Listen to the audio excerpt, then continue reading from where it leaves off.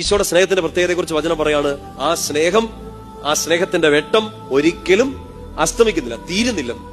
എന്ന് വെച്ചാൽ ഞാൻ ഈശോയോട് ഇത്രയും കാര്യങ്ങൾ ഈശോയ്ക്ക് വേണ്ടി ചെയ്തു, ദൈവരാജ്യത്തിന് വേണ്ടി ചെയ്തു, സഭയ്ക്ക് വേണ്ടി ഇത്രയും ചെയ്തു, മനുഷ്യർക്ക് വേണ്ടി ഇത്രയും നന്മ ചെയ്തു, ഞാൻ ഇത്ര വിശുദ്ധിയിൽ ജീവിച്ചു, അത്രയും നേരം ഈശോ എന്നെ സ്നേഹിക്കുന്നു. ഞാൻ പാപം ചെയ്യുമ്പോ, പള്ളി പോകാത്തപ്പോ, ഞാൻ ഇച്ചിരി തല്ലിപ്പൊളിയായിട്ട് നടക്കുമ്പോ ഈശോ എന്നെ സ്നേഹിക്കാതിരിക്കുന്നു. അല്ല, ഞാൻ എങ്ങനെ ആയാലും ഈ സൂര്യൻ ഉദിച്ച് തന്നെ നിൽക്കുകയാണ്. പിടിയിട്ടുന്നുണ്ടോ? നന്നായിട്ടൊന്ന് മനസ്സിലാക്കിക്കേ. നിങ്ങൾ എന്ത് ചെയ്തു, നിങ്ങൾ എങ്ങനെയാണെന്ന് നോക്കിയിട്ടല്ല ഈശോയുടെ സ്നേഹം. ഈശോ ഇങ്ങനെയാണ്. എങ്ങനെ? അവിടുത്തെ സ്നേഹം ഒരിക്കലും അസ്തമിക്കുന്നില്ല. നോക്ക്, ഈശോയുടെ മുമ്പിൽ പോയിട്ട് കണക്ക് പറയരുത്, കർത്താവ് എനിക്ക് പ്രാർത്ഥനയ്ക്ക് ഉത്തരം തരണം, കാരണം ഞാൻ ഇത്രയും കാര്യങ്ങൾ ചെയ്തിട്ടുണ്ട്, ഞാൻ ഇത്രയും പേരെ സഹായിച്ചിട്ടുണ്ട്, ഞാൻ ഇത്രയും പ്രാർത്ഥന ചൊല്ലിയിട്ടുണ്ട്, ഞാൻ ഇത്രയും നന്മ ചെയ്തിട്ടുണ്ട്, സ്നേഹം തരണമേ, ഉത്തരം തരണമേ എന്ന് പ്രാർത്ഥിക്കണ്ട. കാരണം നീ എങ്ങനെയാണ്, നീ എന്ത് ചെയ്തു എന്ന് നോക്കിയതല്ല ഈശോയുടെ സ്നേഹം. ഈശോയുടെ സ്നേഹം അസ്തമിക്കുന്നില്ല. ക്ലിയർ ആണോ? പറഞ്ഞേ ഹല്ലേലൂയ. നിങ്ങളത് വിശ്വസിക്കുന്നുണ്ടോ? ഈ തല്ലിപ്പൊളികളെ ഈശോ സ്നേഹിക്കുന്നുണ്ട്, നിങ്ങൾ വിശ്വസിക്കുന്നുണ്ടോ?